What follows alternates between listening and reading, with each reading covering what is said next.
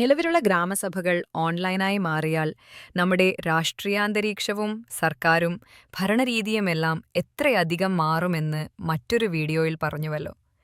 കാണാത്തവർക്കായി link ഡിസ്ക്രിപ്ഷനിൽ കൊടുത്തിട്ടുണ്ട്. ഇത്രയധികം മാറ്റങ്ങൾ ഉൾക്കൊള്ളാനായുള്ള തയ്യാറെടുപ്പിനു വേണ്ടിയാകണം കേന്ദ്ര സംസ്ഥാന സർക്കാരുകൾ ഇത്രയും ലളിതവും ചിലവ് കുറഞ്ഞതുമായ ഒരു ആപ്ലിക്കേഷൻ ജനങ്ങൾക്കായി നൽകാൻ ഏറെ വൈകുന്നത്.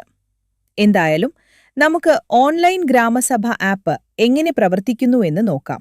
ഇതിലാകെ 2 കാര്യങ്ങൾ മാത്രം നിങ്ങൾ ചെയ്യേണ്ടതുള്ളൂ. വാട്സാപ്പ് ഉപയോഗിക്കും പോലെ ഒരു തവണ രജിസ്റ്റർ ചെയ്യുക, പിന്നെ മെസ്സേജ് അയക്കുക. മെസ്സേജ് നമ്മുടെ ആവശ്യങ്ങളും അഭിപ്രായങ്ങളുമാണെന്ന വ്യത്യാസം മാത്രമുള്ളൂ.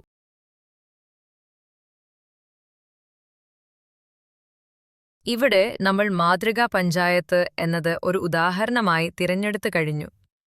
അടുത്ത പേജിൽ നിങ്ങളുടെ പേര്, മൊബൈൽ നമ്പർ, പാസ്വേഡ് എന്നിവ കൊടുത്ത് വാർഡ് കൂടെ തിരഞ്ഞെടുക്കുക.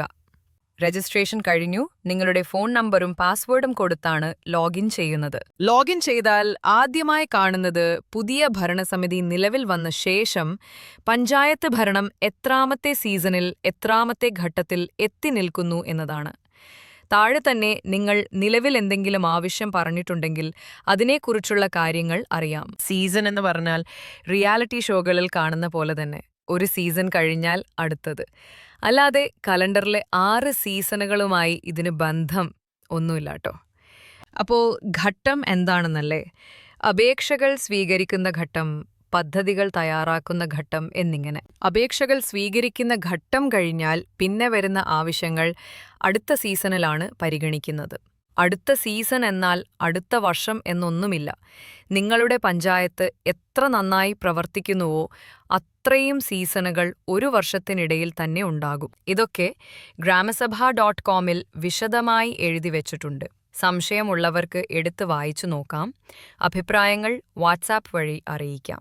ഗ്രാമസഭ ആപ്പ് വഴി നിങ്ങളുടെ ആവശ്യം പഞ്ചായത്തിനെ അറിയിക്കുന്നത് എങ്ങനെയാണ് എന്ന് നോക്കാം. നിങ്ങൾക്ക് നിലവിൽ ആവശ്യമൊന്നുമില്ലെങ്കിൽ ഏതെങ്കിലും പൊതു ആവശ്യത്തിന് വോട്ട് ചെയ്ത് അത് പദ്ധതിയായി മാറ്റാൻ സഹായിക്കാം. അല്ലെങ്കിൽ പുതിയ ആവശ്യം ഇവിടെ എഴുതാം.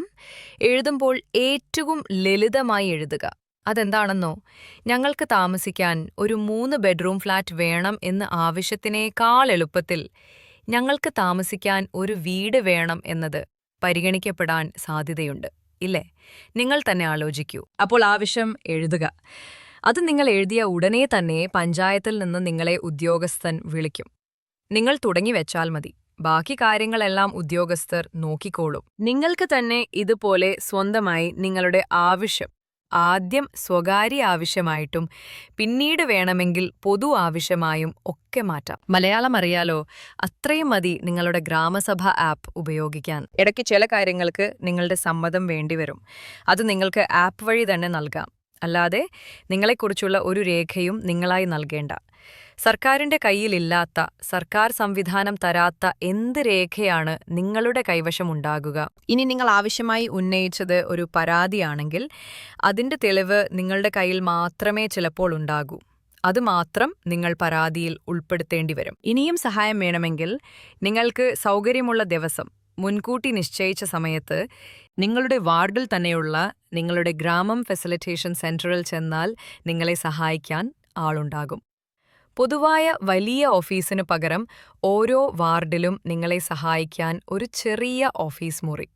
അങ്ങനെയല്ലേ വേണ്ടത്? ഇങ്ങനെ ഒരുപാട് കാര്യങ്ങൾ ഗ്രാമസഭ ആപ്പിന്റെ ഭാഗമായി മാറുന്നുണ്ട്. അപ്പോൾ നേരത്തെ പറഞ്ഞ പോലെ ആദ്യത്തെ വീഡിയോ കണ്ടിട്ടില്ലെങ്കിൽ ലിങ്ക് ഡിസ്ക്രിപ്ഷനിലുണ്ട്. നന്ദി.